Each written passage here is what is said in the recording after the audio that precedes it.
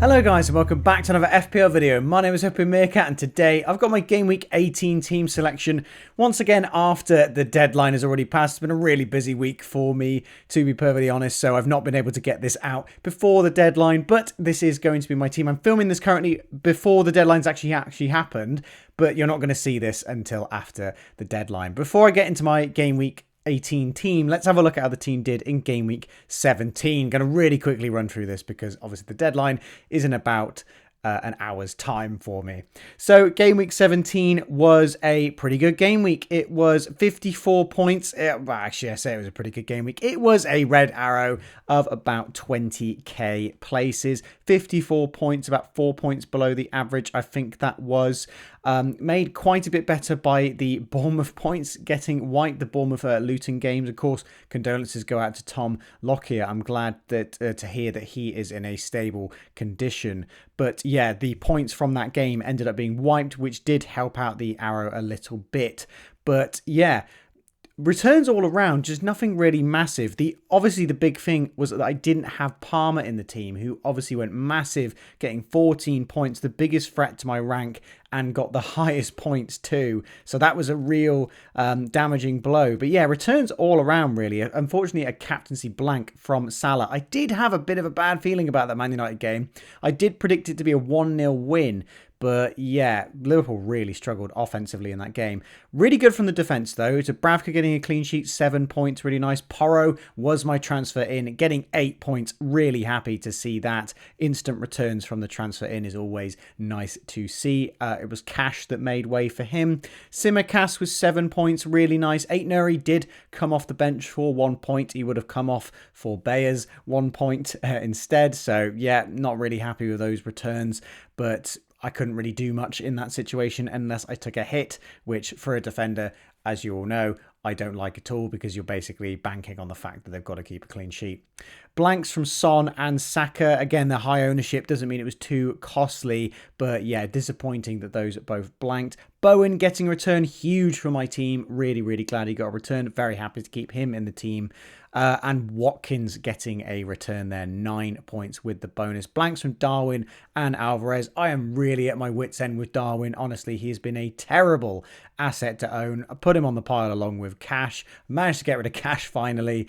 And yeah, Darwin has just been awful, honestly. I really want to look to get rid of him, but I don't really know who I would go to because there's not many forwards that take my fancy, and I do want to get Haaland back in, so I think it might be Haaland and Alvarez and Darwin that make way to get Haaland back in, unless I sacrifice Salah for his AFCON move.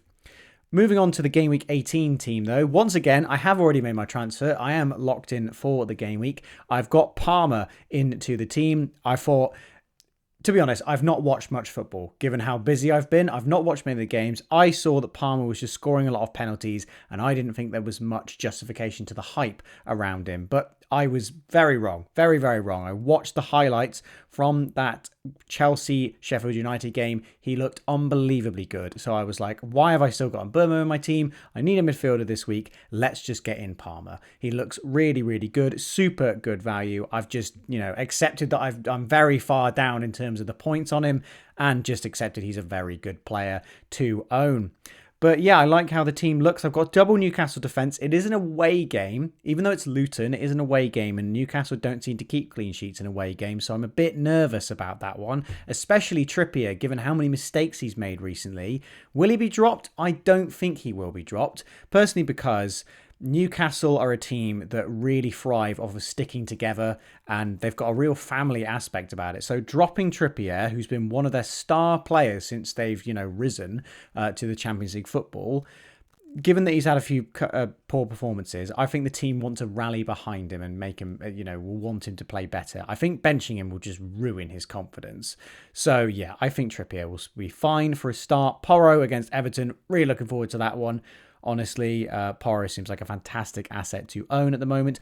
I've gone for Simicast starting. Simicast Aït-Nouri and Bayer. I think that decision is fairly close between the three of them.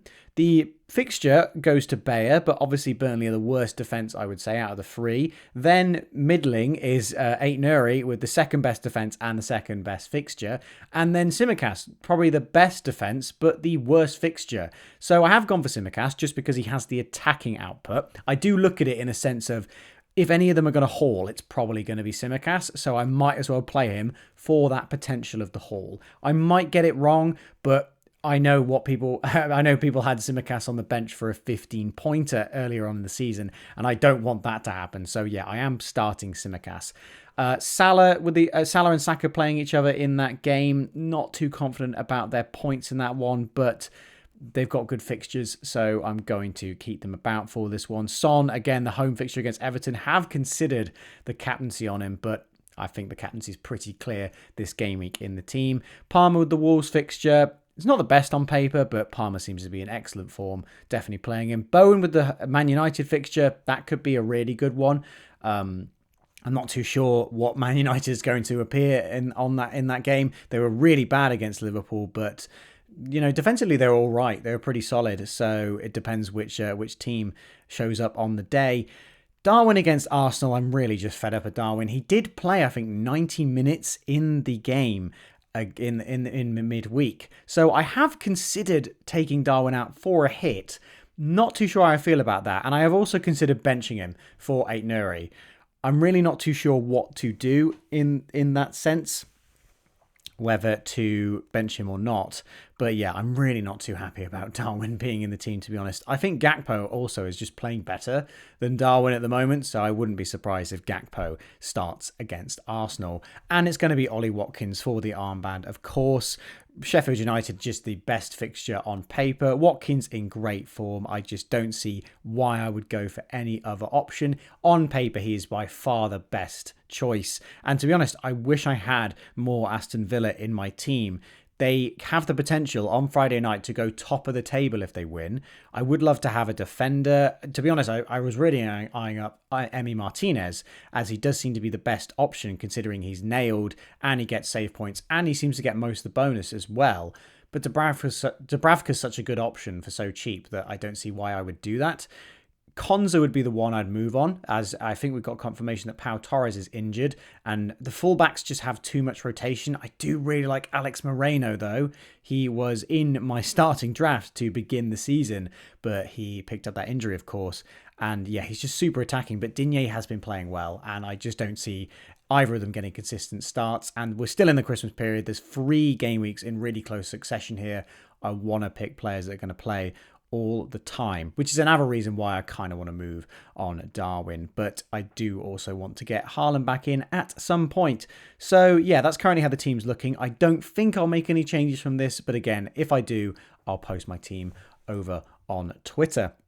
Moving on to the mini league team of the game week, we have Pippo Inzaghi with 82 points here. A really solid game week, given how the average was about, somewhere in the 50s. 82 was a top score. There was, honestly, in the mini league, it was so difficult to calculate who were the top scorers this game week because there was so many hits. Pretty much everyone in the top rankings had taken a hit. So yeah, this was actually the top guy because he didn't take a hit. The highest score was 83, but they took a -4. And they've got the 2 players that went absolutely massive in their team, Kudus and Palmer. Kudus, an absolutely fantastic differential there. Unfortunately, he's a player who I wouldn't bring in because he's obviously going to AFCON in 3 game weeks. So you're only going to get him for 3 weeks, unless you think he continues to score massively, which might work out for you. But it does seem a bit short-sighted, and yeah, you will have to worry about him at that point. And if you've got the likes of Salah, Son, Hwang, Mitoma, so people like that, you're going to have quite a few things to worry about in that case. Full returns from the defence as well. The Arsenal clean sheet was really what ruined my rank this game week, because I didn't have any at all. Really praying they lost the clean sheet, but yeah, it looked very comfortable against Brighton. I think I saw that after about 70 minutes, Brighton had only had 1 shot or something like that. Yeah, it was so secure. And returns pretty much everywhere apart from Saka and Alvarez. So yeah, a really, really solid. Oh, and obviously Salah as well, unfortunately, with the blank there. But I think everyone was going Salah this game week. So yeah, really, really good score there. Well done to you, Pippo. And moving on to the leaderboard, we finally have a full leaderboard of gold medals now. So to be on the leaderboard, you need to have the top score in the game week. Obviously, Igor has been knocked off the board, but he does have 4 top 10s, I believe. So if he gets a single gold medal, he will shoot up to, I believe, second. So yeah, keep an eye out for him. But yeah, we've now got a full sheet of gold medals. I think the only new addition here... Oh, no, I don't think there are any new additions, apart from Pippo, who obviously was the top scorer this game week. Ramit has gone up to second place there, as you can see, joint second place, as he was the silver medal this game week. But yeah, things really starting to heat up now for the mini league team of the game week. And that's going to wrap it up for this video, guys. I hope you've enjoyed. I know this video probably won't do very well given it's the team selection video after the deadline, but those of you loyal fans, thank you for constantly watching the videos and smashing the like button as well. It really helps grow the channel and I really appreciate it, given that I'm very busy at the moment and it's difficult to make all of this content at the moment. But yeah, I'll get adapted to it at some point. So I hope you guys have enjoyed, and I'll see you in the next FPL video.